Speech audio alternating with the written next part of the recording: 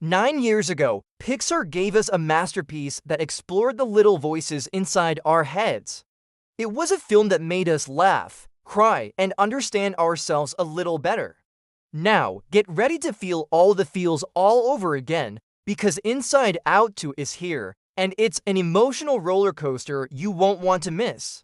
So, what's new in Riley's mind? Our familiar crew, joy, sadness, anger, fear, and disgust, are back, but they're not alone. As Riley hits the teenage years, a whole new set of emotions move in, and things get complicated, to say the least.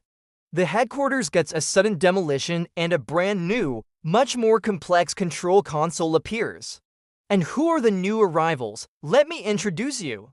First up, we have Anxiety. Voiced by the incredible Maya Hawke, Anxiety is a bundle of frazzled energy, constantly planning for every possible worst-case scenario. She's all about making sure Riley is prepared for the social minefield of high school. Her design is fantastic, like an orange nerve ending that's constantly vibrating with nervous energy. She's not a villain, but her methods of taking charge definitely cause some serious chaos for our original 5 emotions.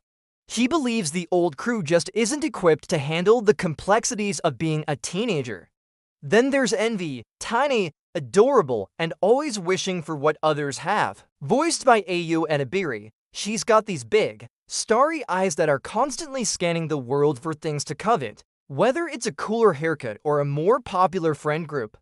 She represents that feeling we all get when we see someone else succeeding and think, I want that. Next, we have Ennui, the very definition of teenage boredom and apathy.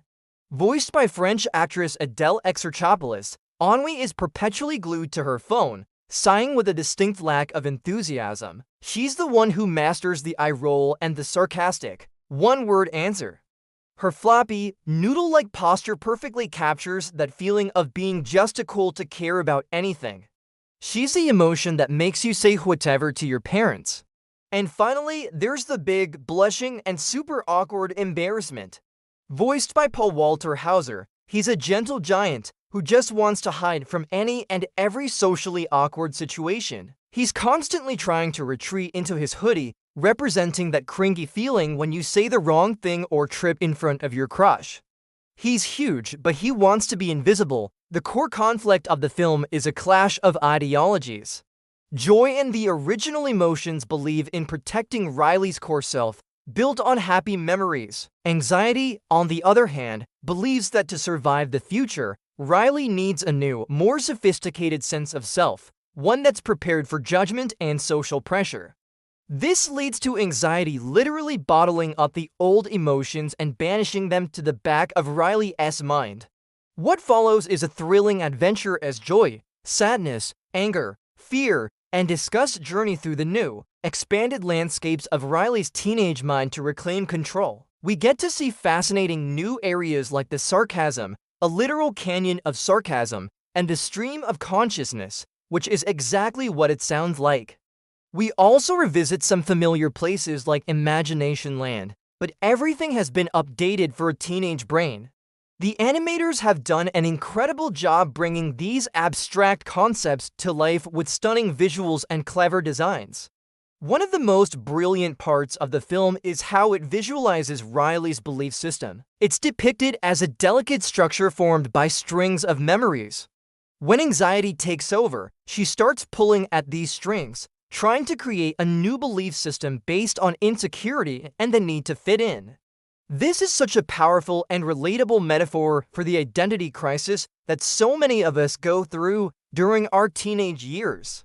The original cast returns, with Amy Poehler as Joy, Phyllis Smith as Sadness, and Louis Black as Anger, and they are all just as brilliant as they were in the first film. The chemistry between them is palpable, and their journey to get back to headquarters is filled with both hilarious and deeply touching moments. The new cast members are perfect additions, bringing so much life and nuance to their characters. Maya Hawke, in particular, is a standout as Anxiety, perfectly capturing the character's good intentions and her panicked, overwhelming nature. Visually, the film is a feast for the eyes. The 3D animation is even more detailed and vibrant than the first movie. The textures, the lighting, and the character animations are all top-tier Pixar quality. The world inside Riley's head feels bigger, more chaotic, and more intricate, perfectly mirroring the changes she's going through in the real world. The new emotions are designed with such creativity, each one's appearance perfectly matching their personality. But beyond the stunning visuals and clever humor, Inside Out carries a profound message. It teaches us that all our emotions, even the uncomfortable ones like anxiety and embarrassment, have a purpose. The film doesn't paint anxiety as a villain. Instead, it shows her as an emotion that's trying to protect Riley, even if her methods are extreme. The ultimate lesson is about integration. It's about learning to live with all of these conflicting feelings and understanding that they all make up the complex, beautiful person you are. It's not about letting joy be in control all the time, but about finding a balance and allowing every emotion to have its say. The movie beautifully tackles the pressures of being a teenager, the desire to fit in, the fear of failure, and the struggle to figure out who you are. It's a story that will resonate not just with teenagers, but with anyone who has ever felt overwhelmed by their own feelings. It's a reminder that it's okay to not be okay, and that embracing our full emotional spectrum is the key to building a strong and authentic sense of self. So is Inside Out 2 as good as the original? That's a tough question, because the first film set such an incredibly high bar. But I can confidently say that this sequel is a worthy successor. It expands on the world and characters in meaningful ways, introduces fantastic new concepts, and delivers a powerful, emotionally intelligent story that will stick with you long after the credits roll. It's a must-see for families, for fans of the original, and for anyone who's ever been a teenager. It's a beautiful, funny, and deeply moving film that once again proves why Pixar is one of the best storytellers in the business. This movie is a wonderful conversation starter for parents and teens about mental health. It normalizes feelings of anxiety and shows that it's a part of life we can learn to manage.